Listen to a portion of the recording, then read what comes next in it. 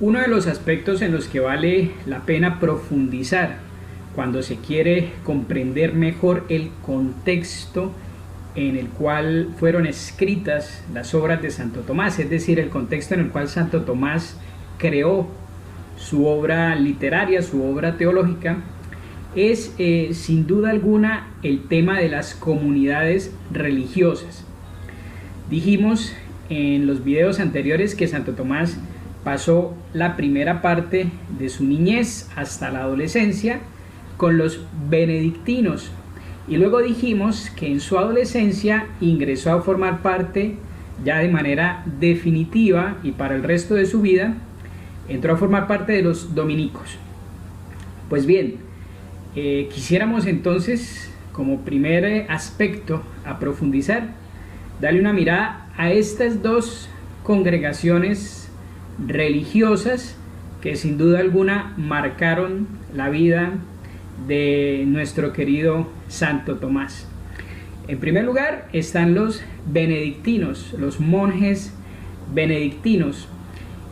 Afortunadamente todavía hoy en día, después de tantos años, después de tantos siglos, existen los benedictinos y por tanto podemos, por ejemplo, a través de YouTube encontrar videos donde podemos ver sus monasterios, algunos de sus monasterios, y también incluso documentales donde nos cuentan un poco cómo es la vida diaria del monje benedictino, igual con los dominicos.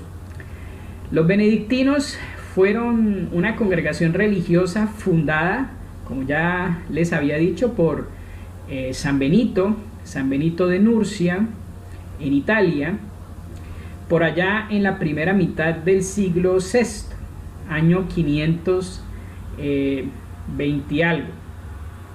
La historia de los benedictinos es supremamente interesante. Los invito a que la busquen, a que se informen acerca de cómo fue la vida de San Benito, cómo fue el proceso de la fundación de esta congregación religiosa y sobre todo la importancia que tuvieron las abadías, los monasterios benedictinos para la construcción de Europa. Hay muchos libros dedicados precisamente a explicar cómo las abadías benedictinas, los monjes benedictinos con su estilo de vida en el cual unían, juntaban por un lado el trabajo manual y por otro lado la vida de oración, con esos dos pilares construyeron de alguna manera Europa.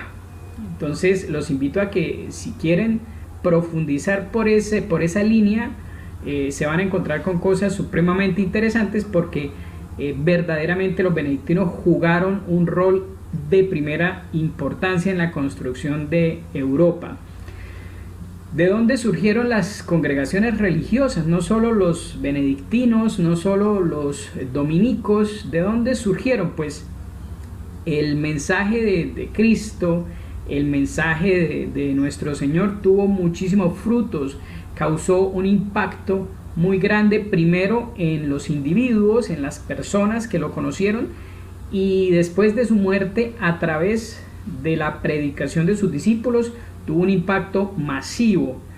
Pueblos enteros, ciudades enteras, países enteros, bueno, en esa época reinos enteros se convirtieron de manera generalizada a ese mensaje de Cristo.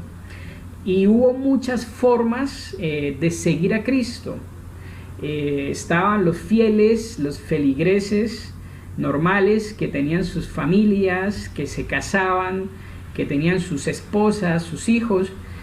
También estaba el clero, los sacerdotes, los obispos, el papa.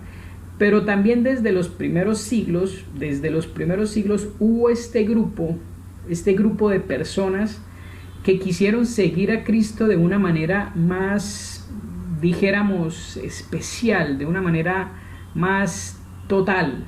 Entonces se retiraban a lugares alejados de la ciudad y allí en las cuevas, en los desiertos, se dedicaban a una vida de espiritualidad fervorosa, una vida de mucha oración, de mucha devoción, de mucha entrega a la penitencia, a la unión continua y permanente con Dios.